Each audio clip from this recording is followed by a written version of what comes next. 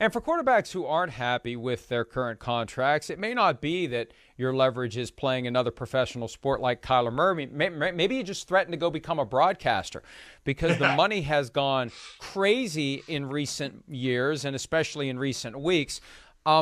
The news for today is Sean Payton's going to meet with Amazon for a second time this week. Amazon is looking for a Keller commentator because Troy Aikman unexpectedly went to ESPN, where he's going to make more than Tony Romo, apparently, who's at $18 million a year. Sean McVay would have made reportedly $100 million over 5 years from Amazon if he had taken that deal, which means by staying with the Rams, he's surely gotten a huge raise, Mike. But, this is a new frontier. And I said this earlier today. Owners of NFL teams have to be pissed at the networks for really creating leverage on them to pay these coaches, because you don't see coaching free agency. Even though there's no salary cap, you rarely see a coach play out his contract or coach out his contract and then go somewhere else. But now you've got the opportunity, if you're Sean McVay or any other coach, say, hey, I'm out of here. I'm going to go work for Amazon or ESPN or Fox or whoever, and otherwise you're going to have to pay me a ton of money. And we're seeing these teams get squeezed a little bit, and I wonder if that dynamic's going to continue. Oh, I think it will, because, listen, the networks are setting the market. Blows my mind. And let me first and foremost say, if you are one of these announcers getting the money, more power to you. I would love to be in that category. I would love to someone throw that money on me to call a game. I would absolutely love it. What would happen? But it blows my mind. I mean, is there the return on investment? Are more people going to watch? Because usually aren't they watching the game? I've rarely turned on to listen to the broadcaster, though. These are fine broadcasters. It's nothing against them. But does this make the ratings go up more? Obviously, these heads of networks think it has to do something positive, or they wouldn't be handing out the amount of money they are, which absolutely gives them leverage. Look at the leverage now Joe Buck is going to have. He's got a year left on his Fox deal that every announcer has, or to your point, the coaches who can just go. It's like the college coaches. Hey, if another college came after me, I'd like, but I'm thinking about going. Oh, here's another $60 million. Okay, I'll stay. So, listen, when you have leverage, I've always said, I don't care what you're in. If you have the leverage, swing the leverage hammer as hard as you possibly can. Absolutely. Get what you can, when you can, while you can, whether it's in broadcasting, whether it's as a player, wherever it may be. And some of these players may want more simply because they see how crazy the numbers are in broadcasting, and the system supports it. The money is there. It's getting more popular. It's getting more financially successful, and the broadcasting salaries prove it. But, Mike, the experiment that I'd love to be able to do but would never happen would be to take the best announcers in the sport, assign them to a crap game, take the worst announcers you could find, have them do a great game, and see what the difference in the numbers would be. Because I'm with you. No one's tuning in because, and I don't want to name names and piss anybody off, but nobody's tuning in. Maybe for John Madden somebody would have, but nobody's tuning in for anybody currently alive because that's the game they're doing. They're tuning in to watch the game. Having great announcers adds to the special feel of a big game, but no one's tuning in because that person is calling the game. Yeah, I completely agree. But again, I always want to repeat, go get that money, guys. I'm not. Go get it. We're not saying Grab the bag. You shouldn't get that money.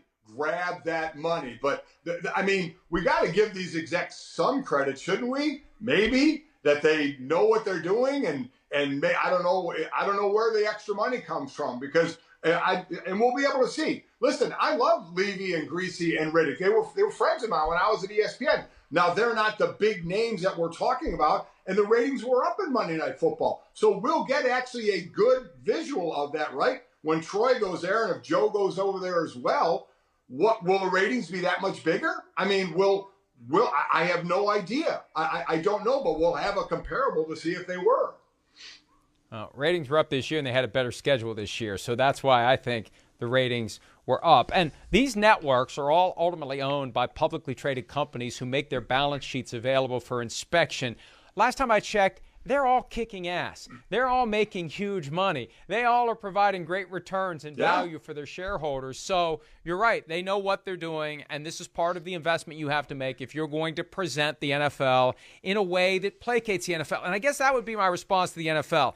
If the league gets chippy about the fact that the networks are making it harder for the teams to pay the coaches as little as they want. The reality is you want us to put on a good show. You want your product to not be sullied by substandard broadcasters, so that costs money. You want us to have the best, we got to pay for the best, period. That's why we're paying this money, to placate you, NFL. God, listen, I completely agree. I mean, the money is out there to be had. They're making it, so I don't know where this ends. But you know what? It's sure fun to watch. It's sure fun to read article after article about which announcer is getting what or what coach may get involved, because I think Sean Payton's going back. Even if he signs with Amazon, I think he's going to go back and coach at some point. So it's a short-lived thing of what he's going to do, unless he says, man, making $15 million and not working, 20-hour days is pretty damn nice. If I make as much money in the broadcast booth as I do as a head coach, and I have X number of extra hours per day, and I can exercise, and I'm not stressed, and I'm not up late, and I'm not sleeping on a cot in my office, and I'm not hinging my professional fortune and fate on the vague bounces of an oblong ball and a gust of wind at an inopportune moment and an official who makes a bad call and something else I can't control. That's why I said, Mike, when Sean Payton stepped aside and everybody said, well, Jerry Jones will go get him in a year, I wouldn't wait. I'd go do it now, because Sean Payton gets a taste of life making as much money, maybe even more, and working a hell of a lot less and living a much better life. He may say, I've had enough. I'm not going back and doing that. I'm not going to live like that anymore. This is a better life, and I can have the same financial lifestyle that I had before, and it's even better because I can enjoy it now. I'm not constantly working and constantly stressed and constantly agitated and constantly sleep deprived. I can actually enjoy my life. And maybe I'll extend it. Yeah, no, listen, I agree. And guys like Sean Payton, who have been it for a long time, may go that route, which isn't shocking that Sean McVay is not. Because let me tell you, Mike, one thing I've learned over my years, coaches are a different breed. I mean, they're nuts. And I don't mean that in a bad way, but they live, breathe, drink, sleep coaching, and they love it. So I could see a McVay maybe using it as leverage, but Sean Payton, a guy who's maybe done it for decades, maybe they would get way more enticed by this and walk away. But at the end of the day, these guys just love the grind. They are nuts. They love the grind, and that's why I love them. Well, and I agree with you, but if there's an alternative to the grind that pays as well or better, all of a sudden the grind isn't quite as attractive. If you can make more money doing something that you're still in the game and you're still in a high profile, but you're not killing yourself all year long. # no days off. Hi, I'm Mike Tirico, and thanks for watching. Make sure to hit subscribe for the latest news and highlights from NBC Sports.